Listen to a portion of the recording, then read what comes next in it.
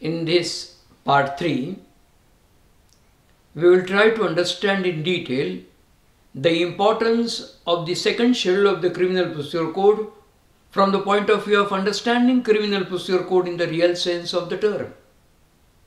As I made mention during my part 2, importance of the chapter processes to compel appearance of a person in court of law right from section 61 up to section 90. As when we shall be dealing with summons, what do you mean by valid summons? We will refer to section 61 of the Criminal Procedure Code, and then how their summons can be duly served, with which we shall be dealing as far as the rest of the provisions of this particular part of the chapter is concerned.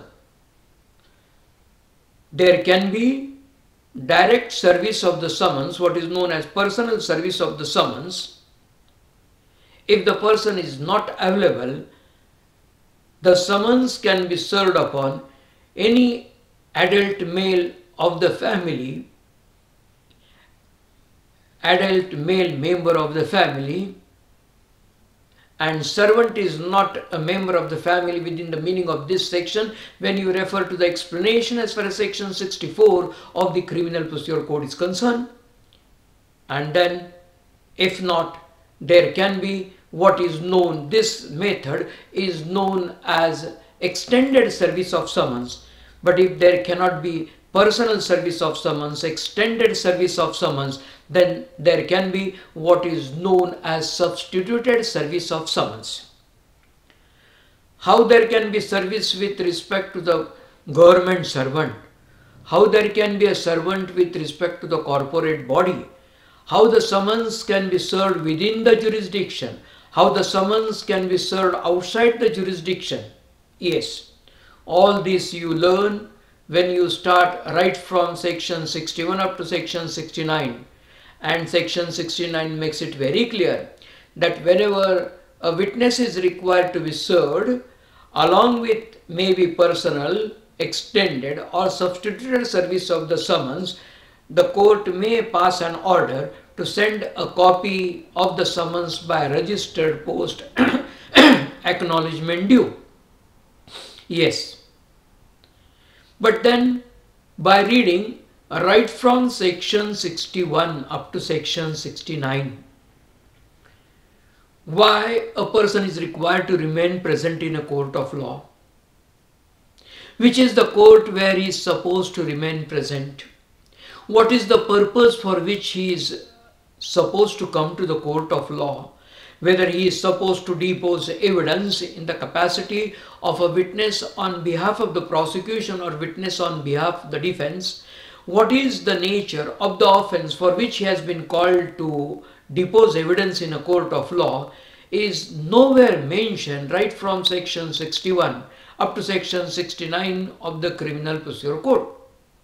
So my request to you would be, my suggestion to you would be, in order to have complete grasp over the provisions regarding summons, refer to second schedule of the Criminal Procedure Code and read form number 1, read form number 30 and read form number 33 of the second schedule of the Criminal Procedure Code. So your understanding regarding summons would be very clear, and the points which were not clear, by reading the provisions as far as provisions regarding summons in this chapter is concerned would be clear when you have reading of these particular forms to which I refer to. I repeat, form number 1, form number 30 and form number 33 of the second schedule of the Criminal Procedure Code. Now, summons is always in writing. Summons is always in duplicate. Summons is required to be signed by the presiding officer or any other officer authorized by the High Court from time to time in that particular behalf. Yes, summons must bear the seal of the court as far as the validity of the summons is concerned, well, fine, no doubt about it. But in spite of the fact that the summons has been issued by the court of law, and whatever may be the reason, whether there was a service of the summons, personal service or extended service, if not there was what is known as an substituted service of summons, if the person who is supposed to remain present in a court of law doesn't remain present in a court of law, court has to take some measure. The show must go on. Court cannot wait indefinitely for the arrival of the person, and hence the next measure or the drastic step that can be taken by the court of law, court will issue an order to pass or issue warrant of his arrest. Warrant is addressed to the police officer, asking police officer to arrest a person and bring him before the court of law. Now, to know details regarding warrant, this is not the time for us to work out details regarding summons, warrant, proclamation or attachment, with which we shall be dealing as we start with regular chapter. But this is the time where I am trying to tell you the importance of what? The importance of the second schedule of the Criminal Procedure Code. And now, to know details regarding warrant, when it can be a valid warrant, summons is required to be served, whereas the warrant is required to be executed. So, in order to execute the warrant, what is the procedure or what are the steps that are required to be taken? Whether warrant can be issued within the jurisdiction or outside the jurisdiction?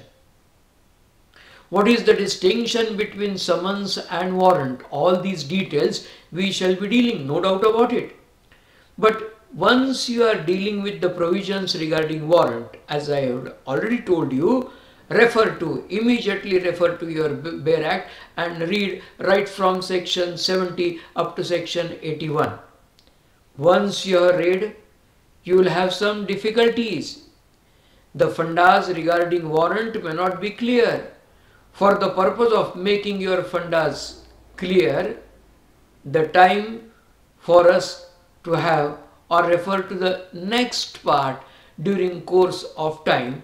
And once we refer to next part, in that part, I will tell you the importance as far as the second schedule of the Criminal Procedure Code is concerned from the point of view of understanding Criminal Procedure Code.